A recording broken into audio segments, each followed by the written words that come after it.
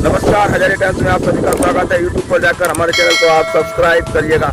आइए आदाब, सत श्री अकाल। आशा करते कि आप घर पर अच्छी तरह से होंगे। जिन चुनावी परिणामों का आपको बेसब्री से इंतजार था, पूरे उत्तर प्रदेश में बताएं हम कि बाबा का बुलडोजर हावी रहा हो। बाबा के बुलडोजर की धमक इतनी रही कि यूक्रेन में जो हम बता दें कि रूस की मिसाइलों की आवाज भी धीमी कर दी बाबा के बुलडोजर की। वहीं आज का दिन पूरा बता दें कि जिस तरह से आज उत्तर प्रदेश में कहीं ना कहीं उत्तर प्रदेश की दिशा और दशा और राजनीति, उत्तर प्रदेश का सुल्तान, उत्तर प्रदेश के मुख्यमंत्री तय होना थे और कौन बनेगा उत्तर प्रदेश का मुख्यमंत्री, ये प्रश्न काफी दिनों से उलझा हुआ था। चुनावी समीकरण की बात करें तो राजनीतिक अपने अपने तरह से चुनावी शतरंज बिछा रहे थे।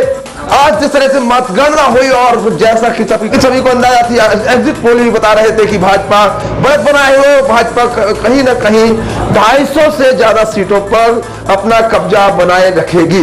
वहीं जिस तरह से एग्जिट पोल था, एग्जिट पोल के आधार पर हम बता दें कि लिहाजा सी बात है कि भाजपा के कार्यकर्ताओं में सुबह से ही आज उत्साह था और जैसा कि एग्जिट पोल बता रहे थे ऐसे ही नतीजे उसके बिल्कुल सकारात्मक दिखे और जिस तरह से आंकड़े बढ़े तो वहीं भाजपा की, वहीं हम बता दें कि उत्तर प्रदेश में योगी आदित्यनाथ फिर से मुख्यमंत्री के बतौर उत्तर प्रदेश की कमान संभालेंगे और जो बाबा का बुलडोजर है, बाबा का बुलडोजर की आवाज की धमक पूरे देश में सुनाई दी और उत्तर प्रदेश की जो चुनावी हलचल है वो पूरे देश की निगाह टिकी थी, क्योंकि हम बता दें कि उत्तर प्रदेश से ही कहीं ना कहीं दिल्ली का दरवाजा खुलता है। दिल्ली की सरकार की दशा दिशा उत्तर प्रदेश से ही बनती है। वहीं अब हम ललितपुर की सीट पर आते हैं कि जहां पर की हम बता दें कि जो सदर सीट है इस पर कहीं ना कहीं घमासान शुरू से ही माना जा रहा था। यह बुंदेलखंड की 19 सीटों में सबसे हाई प्रोफाइल सीट मानी जा रही थी और जब इस सीट के नतीजे आए सदर सीट के तो सभी को चौंका दिया। वहीं वो सीट का जो जीत का अंतर भाजपा को मिला, शायद ललितपुर के इतिहास में पहली बार किसी ने विधायक के तौर पर इतने बड़े अंतर से जीत अर्जित की हो। जी हां, भाजपा के रामरतन कुशवाहा ने 1 लाख से अधिक वोटों से इस जीत को भाजपा की सदर सीट पर अपना कब्जा किया है और जीत अर्जित की है। 1,76,307 वोट उन्हें मिले। तो वहीं अगर हम उनके जीत के आंकड़े की बात करें, वहीं अगर हम उनके जीत की बात करते हैं 1,07,135, बता दें कि जीत का आंकड़ा रामरतन कुशवाहा का 1 लाख से अधिक। और हमें बता दें कि अब खुद अगर रामरतन कुशवाहा भी चाहे तो अपने जीत के रिकॉर्ड को तोड़ना चाहे तो वह नहीं तोड़ पाएंगे, जैसा कि हम आपको बता रहे हैं। वही जो अजर और अमर हो गए रामरतन कुशवाहा, जो जीत जो हम बता दें ललितपुर की जनता ने जो ऐतिहासिक निर्णय दिया और जिस तरह से रामरतन कुशवाहा सदर विधायक को 1 लाख से अधिक मतों से जिताया है, यही न कहीं आने वाले इतिहास में कहीं ना कहीं एक सुनहरे पन्ने, एक कभी ना जीतने वाले अजय लक्ष्य को निर्धारित कर दिया। वहीं रामरतन कुशवाहा 1 लाख से अधिक वोटों से विजय। तो वहीं ललितपुर की बात करें तो ललितपुर में भाजपा प्रत्याशी गुड्डू राजा, तो वहीं हम बता दें सपा प्रत्याशी रमेश कुशवाहा की लड़ाई शुरू से ही पहले दूसरे और तीसरे की बनी रही। हालांकि इस पूरे संघर्ष में भाजपा से कहीं वो टक्कर देते नजर नहीं आए। तो वहीं अगर हम भाजपा की बात करें गुड्डू राजा, तो गुड्डू राजा दूसरे नंबर पर रहे। तो वहीं सपा रमेश कुशवाहा तीसरे नंबर पर रहे। महज दोनों का अगर अंतर कहें तो ज्यादा अंतर नहीं रहा, लेकिन सपा का जो वर्षों का रिकॉर्ड था कि दूसरे नंबर पर सपा आती रही है, तो वह आज तीसरे नंबर पर पहुंची। जी हाँ, सपा तीसरे नंबर पर पहुंची ललितपुर में। तो वहीं भाजपा को दूसरा नंबर मिला। तो वहीं भाजपा के रामरतन कुशवाहा ने किया ऐतिहासिक जीत दर्ज।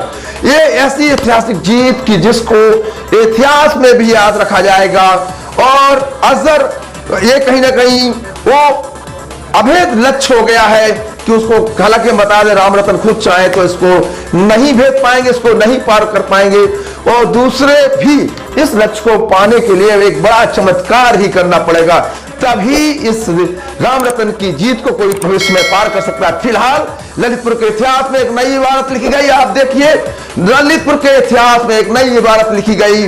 जीत का आंकड़ा 1 लाख से ऊपर गया, जो कहीं ना कहीं ललितपुर के इतिहास में अभी तक नहीं हुआ था और ना ही होने की संभावनाएं दिखेंगी।